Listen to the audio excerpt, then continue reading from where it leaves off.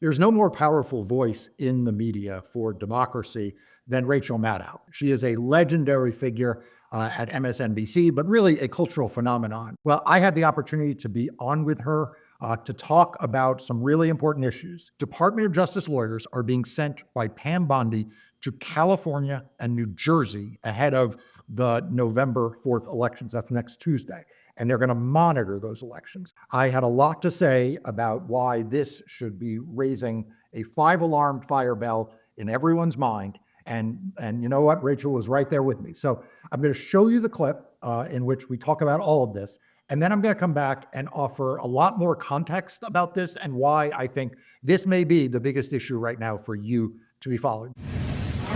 After the Trump administration announced it was sending poll monitors to California and New Jersey, poll monitors who will answer to Trump Attorney General Pam Bondi, Democratic elections lawyer Marc Elias wrote this. He said, quote, "They are sending these DOJ officials to the polls to do Trump's bidding, to gather information for him and his administration to misuse and wage war on voters and elections. I cannot tell you exactly what form that will take.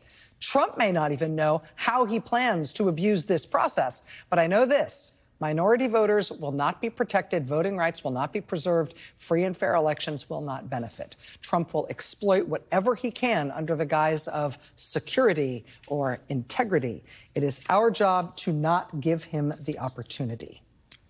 Joining us now is Marc Elias, the founder of Democracy Docket, an elections attorney involved in suing the Trump administration over voting rights and a host of other issues. Mr. Elias, it's nice to see you. Thanks very much for taking time to be here tonight. Thanks for having me back. So let me ask you just what that means that you wrote today. It is our job not to give him the opportunity. Yeah, so look, Donald Trump has telegraphed what he's doing here in broad strokes. Yesterday, he posted on social media that he already believes there's fraud in California.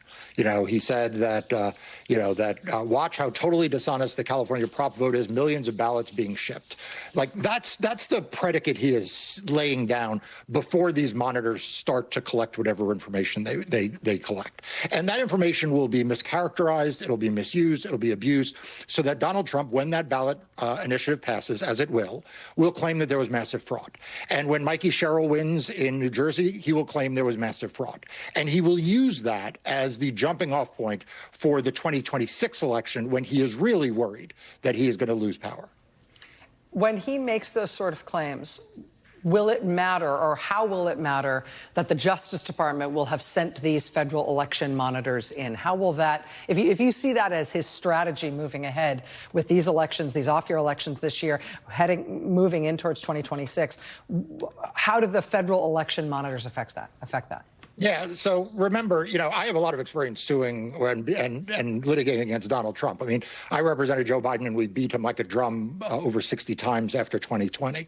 What's different this time is that he will have the United States government, the Department of Justice, show up in courtrooms and say preposterously false things, but that will be given the premature of the United States. And look, Rachel, this is a problem we're seeing across the country. I mean, they are claiming that they need the National Guard and the military deployed in cities because he says they're on fire when, in fact, there is no fires.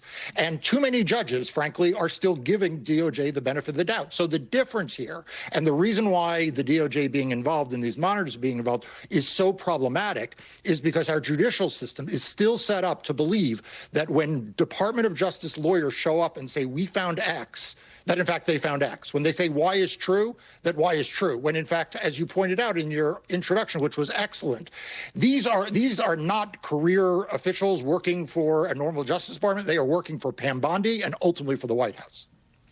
What's the best strategy against what you think Trump is doing here?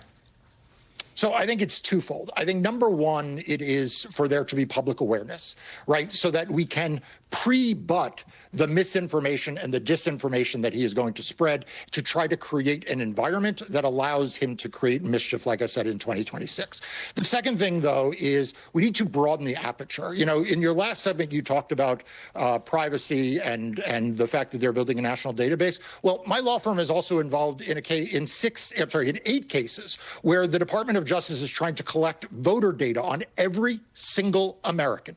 Every single American who's ever registered to vote, the Department of Justice is trying to collect that data from all 50 states.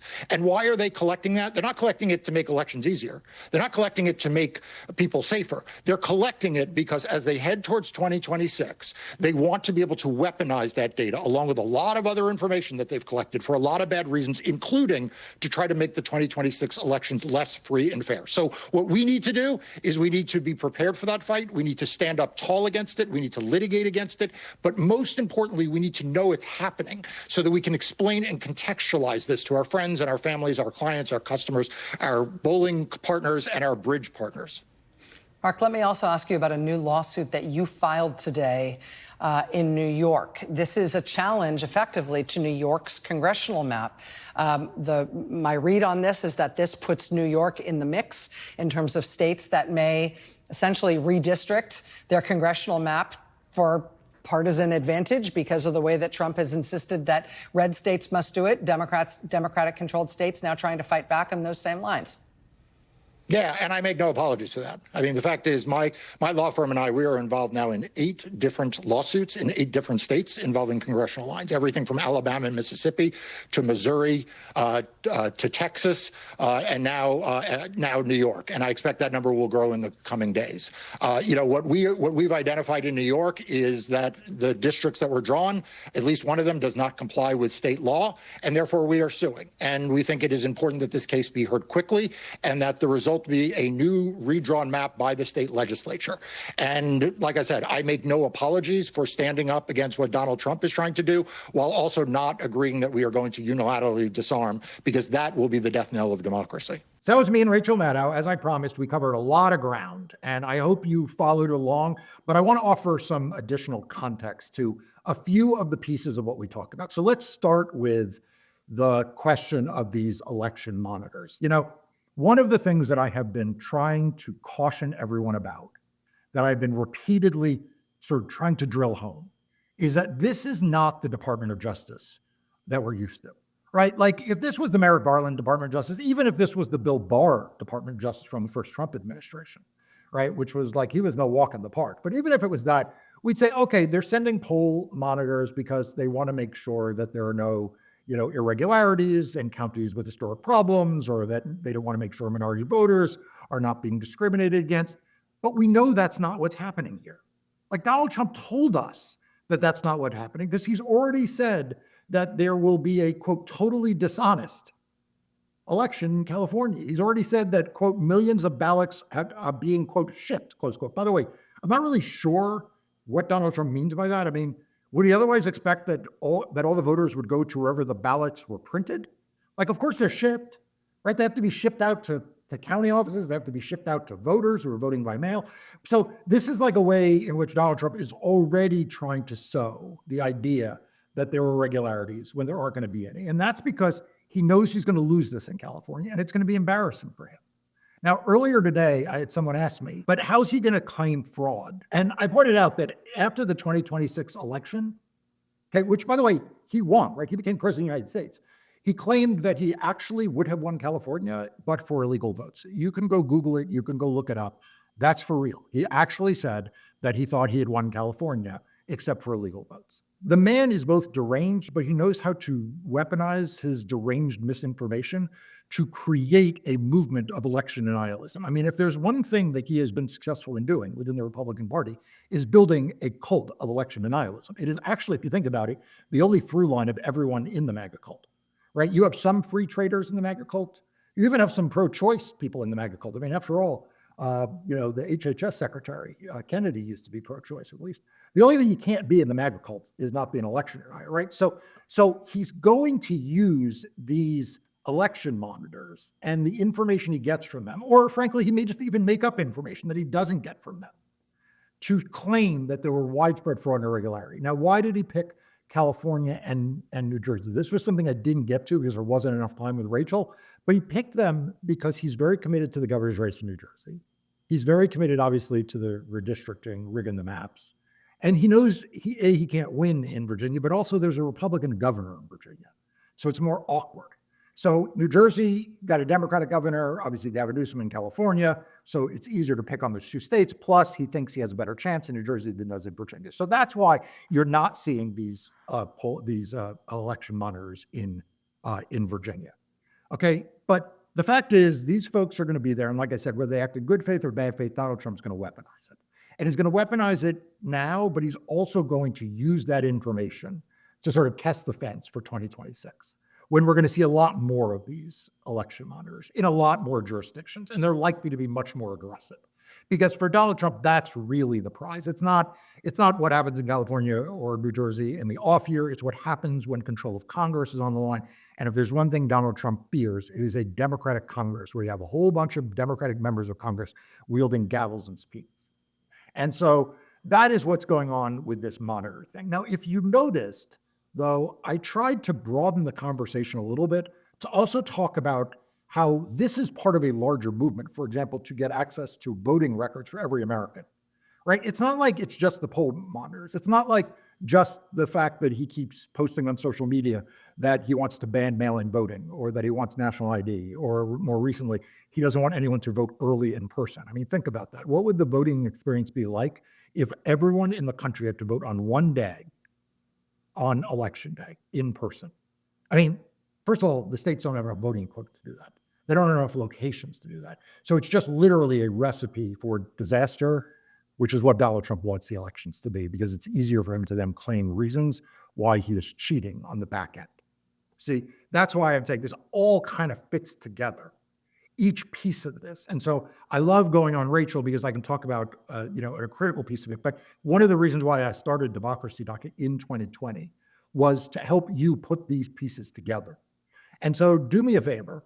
I've already asked you to subscribe to this channel, but also in the notes to this video, there is a link you can click on to become a Democracy Docket subscriber. It's how we reach people through newsletters, some of which are free to everyone. You can also become a premium member for $10 a month and get extra content, but take a second and do that. Now, the second topic, big topic that we covered briefly, but importantly, was about redistricting.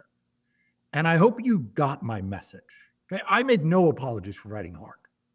I mean, yeah, I'm suing New York because they broke the law. There are 8 states in all that were involved in this litigation. And it is critical because, look, if Donald Trump can rig the maps, if he can just decide that he can mid-cycle redistrict and create Republican seats and Democrats just sit by and play by the old rules, they'll have a majority in the House for the foreseeable future. And the Senate is already a challenge, although I'm feeling better about our chances in the Senate in 2026. But we have to play hard. We have to fight hard. We have to fight with every tool available. So that's why I said I'm making no apologies about suing New York. I know it's a Democratic state. I know it's got Democratic elected officials. Too bad. I've sued New York before and won. So they're used to that. And like I said, you're going to see that take place in other states as well, because that's what we have to do. So just taking this whole picture together, she asked what we all can do. And obviously there are things I can do as a lawyer, but the biggest thing I do is something you can do. The biggest thing I do is I speak out. Like, I don't get afraid. I don't get discouraged, and I don't get hopeless. I'm realistic. Like, I understand the challenges. Like, believe me, nobody understands the challenges of what's going on right now in democracy better than I do. But I don't let that make me sit and do nothing. Instead, it motivates me to fight harder and to speak out more.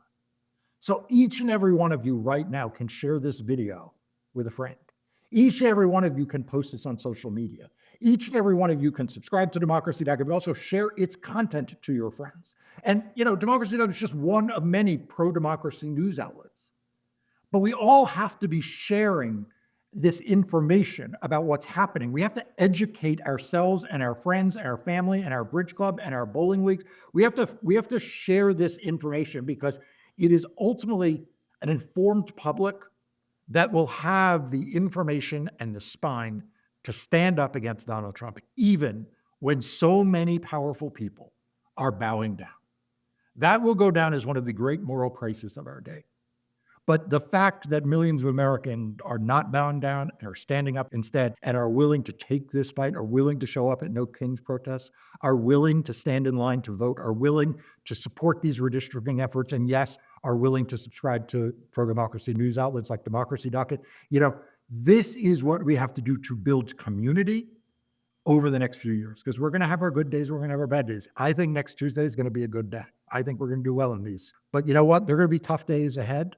Donald Trump is dismantling this country's democracy. He is putting the military on the streets. He is building up a police force in ICE the size that we have never seen before.